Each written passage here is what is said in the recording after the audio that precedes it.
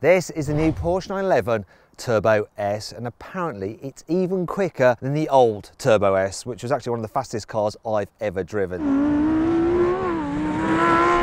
Oh, I've got him. So in this video, I'm going to be putting this car through various performance tests to see just how quick it really is, as well as giving it a general all-round reviewing as well.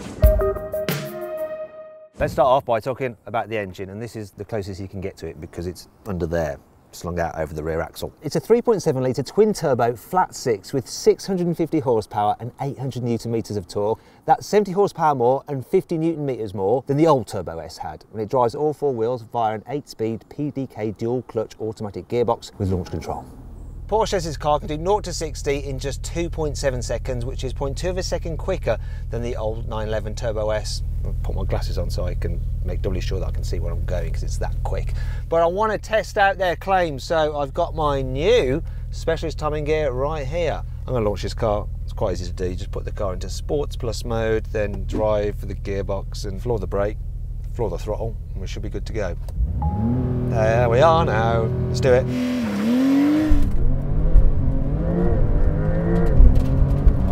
Crikey. Oh, bang on. 2.6 seconds. 2.63 to be precise. Let's give it another go because the tyres were cold. It was scrabbling for grip. Let's see if I can do better. That was a bit more brutal, though stability came in. Got a quicker one. 2.61. Let's go quicker because the stability did cut in. Whoa, what am I looking down there? I think that's it. 2.55, everyone. We have a winner, ladies and gentlemen. Hey! Thankfully, Porsche has given the Turbo S brakes to match its performance. So as standard, you get carbon ceramics, and they're absolutely huge. So at the back, you have 390mm discs gripped by 4 piston calipers. So that's bigger brakes than you get on most cars. At the front, they're actually 420mm discs gripped by 10 piston calipers. They should be strong. Now let's see just how good these brakes really are. So I'm going to do a brake test from 70 miles an hour. When I reach the line down cone, full emergency stop. The cone after it is 50 meters away, so I want to stop before that, ideally quite a bit before that, but we shall see. And I'll check the distance exactly using my new specialist timing gear once again. So let's do it. May as well launch it while I'm at it, eh? Let's get to 70 as quick as we can. There it is. Right, 70, come on. Whoa, that is insane. That is definitely the shortest distance I've ever stopped while filming here. Let's see what the specialist timing gear says. What's the actual number? So it stopped from 70 miles an hour in just 39 meters. That's the best I've had yet. It really is. I reckon if this car stopped any harder, it would probably tear your aortic arch. That's one for the doctors. The kind of people who'd be buying these cars. Well, the consultants, that is. You have to be consultant level to afford one of these. Compared to the normal Carrera 4S, the Turbo S's track, which is the distance between the wheels across an axle, is 43mm wider at the back, but here at the front, for some reason, it's 6mm narrower. There's Porsche torque vectoring as standard, so that's effectively an electronically controlled limited slip differential at the back here. And what it does is send power to the rear wheel with the most grip to help slingshot you out of corners. The Turbo S has retuned sport suspension. It comes as standard with adaptive dampers, so you can choose between a firmer and a softer setting. You can also upgrade the car, which this one has, to the optional sport suspension upgrade, which basically just lowers it by 10mm. When you're driving along normally, the car's all-wheel drive system basically sends all of the power to the rear wheels. Then when you need some extra grip at the front, it can send 500 newton meters of torque to the front wheels to help pull you out of trouble. The car is fitted with dynamic engine mounts, so when you're just driving along normally, they're kind of fairly loose and relaxed and chilled, so you don't get too many vibrations entering the cabin. But then when you go around a corner, they tighten up to stop the engine moving about all over the place to keep the car nice and precise. There's also active anti-roll bars, which sort of do a similar job with the suspension, so when you're just driving along in a straight line, they're all relaxed and chilled, so it doesn't feel too bumpy. But then when you go around a corner, they kind of like prop the car up and stop it leaning so much, so it's all nice and precise. Again, more precise. It's all about being precise, this car, and then chilled when you need it to be. Another thing you get as standard on the Turbo S is rear wheel steering. So when you're going at low speeds, the back wheels turn in the opposite direction to the front wheels, a bit like on a forklift truck, to aid low speed manoeuvrability.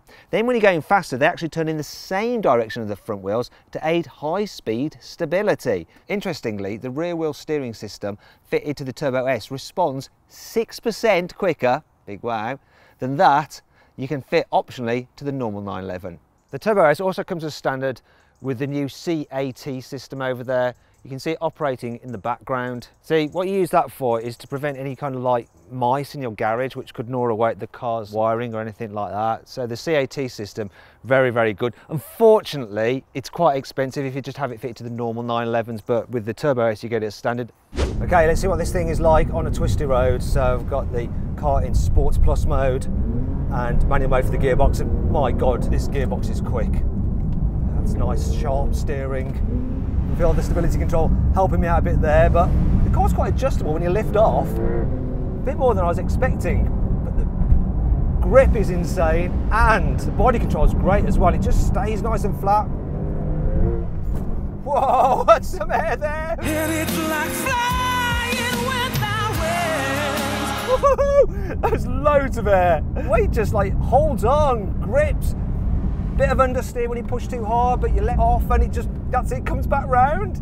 Rear engine car, supposedly unbalanced, yet the balance is incredible. I thought the Turbo was supposed to be the least fun of the 911s, but that was a lot of fun. It's got my heart racing, but not in a way like I'm scared. I reckon my mum could drive this thing quickly. Oh, what a start! Go! It's safe, it's secure, it helps you out. It's not Larry crazy like the GT2 RS, and if you want to see my full in-depth video review of that car, click on the pop-out banner up there. But you know, put a smile on your face and you'll get to your destination in one piece, no problem at all. It's Porsche, isn't it? The stability control should go all the way off. Now, despite being four-wheel drive, it should be able to send 100% of the power to the rear wheels, like I said earlier. So let's see if it'll slide, shall we?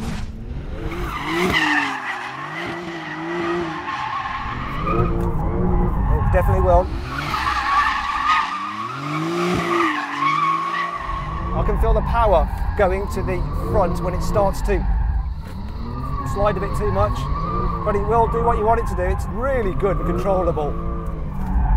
I think that's enough of this. There we go, let's calm down. Yeah, it slides. The Turbo has a redesigned front bumper compared to the normal 911. All the vents obviously are real. It's a Porsche, they don't do fake vents on Porsches. And it's got these little upturned fins here, which are kind of like the car's turned up its collar to go, hey, what's your problem, mate? Make it look more aggressive, though it still doesn't look as aggressive as the old GT2 RS. The Turbo S has 20-inch alloy wheels at the front and 21 inches at the back.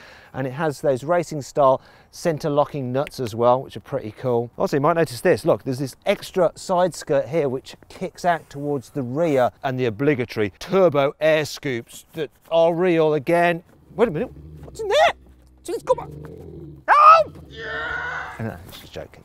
Here at the back, the Turbo S's body is actually 8mm wider, just that much, across its rear haunches to give it a bit more presence. Also, the spoiler is visible rather than the pop-out version you get on the normal Carreras, though this does pop up further when you're going faster at speed. It also has a visible horizontal brake light rather than the vertical ones, which are worked into the engine cover on the normal car. The rear bumper is reworked as well, so you've got some bigger air vents at the side, and you've got your Turbo S badging there. Also, the number plate has been moved from there on the normal car to here. Reason being, there's some more vents here which feed air for the engine. I actually prefer the location of that number plate than having it lower down, but what do you think? Let me know in the comments box below.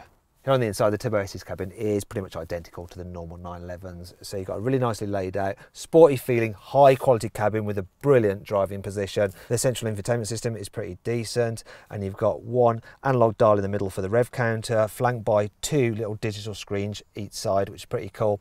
But on the Turbo S, you have a little picture of the actual Turbo S car there with its protruding rear wing and wider haunches, and it says 911 Turbo S on here as well as on the central rev counter. And you also have have 911 Turbo S on the aluminium sill plates. The steering wheel also has a dead ahead marker as well, and the Turbo S gets the upgraded extended leather, so you get leather on the dash and on the doors, and you get extra silver trim on the door handles and down the sides of the doors. You also get 18-way electrical sport seats. Oh yeah, lots of adjustment that is, instead of the normal 4-way electrical adjustment of the standard car.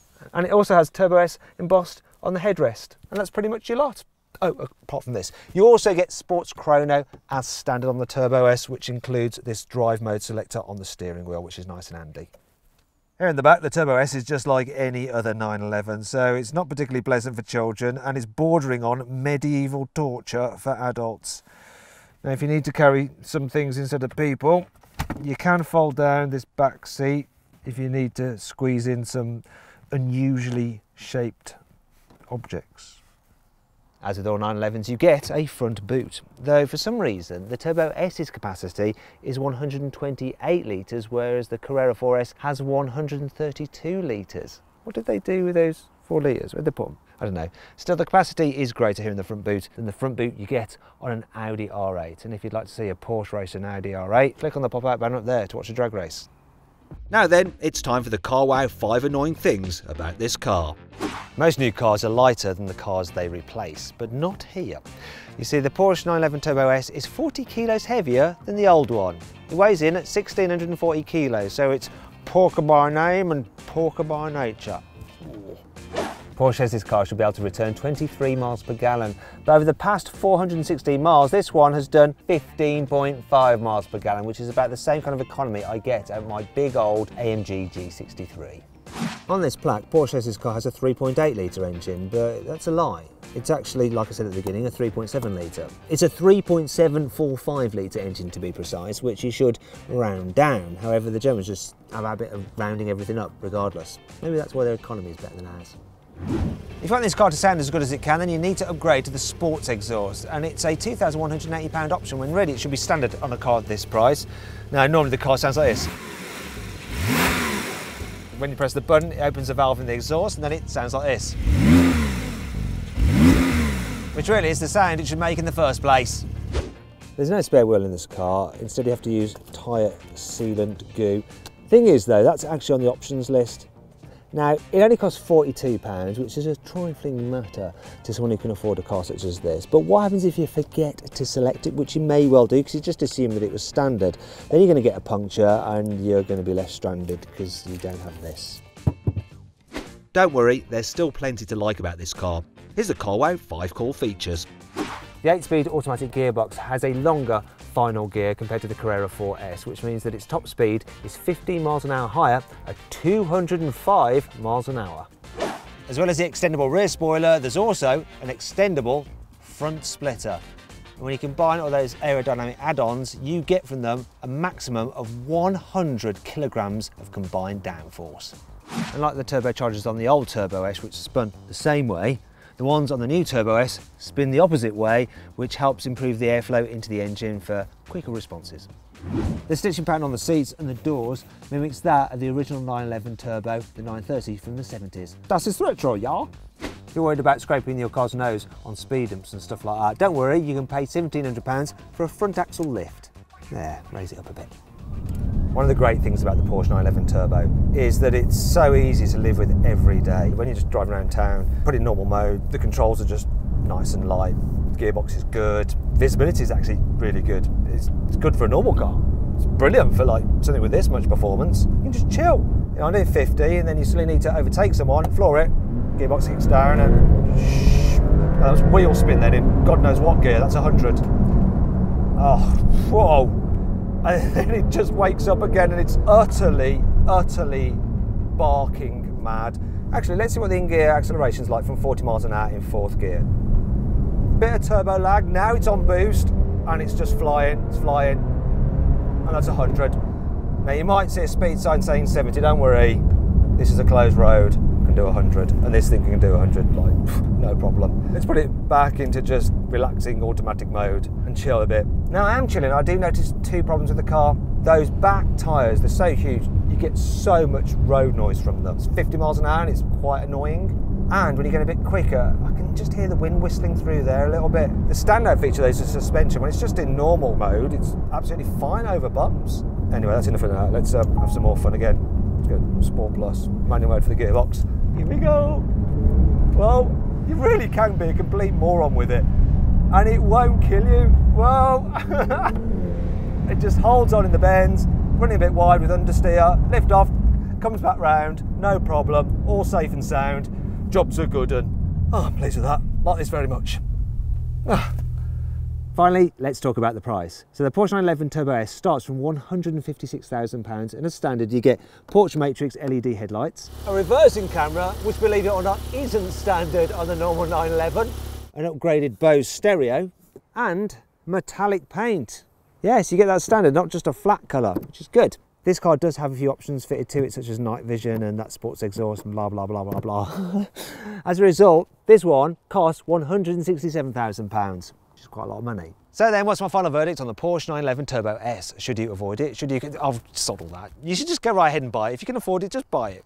Buy it, or lease it, or buy it. Just get one, it's great.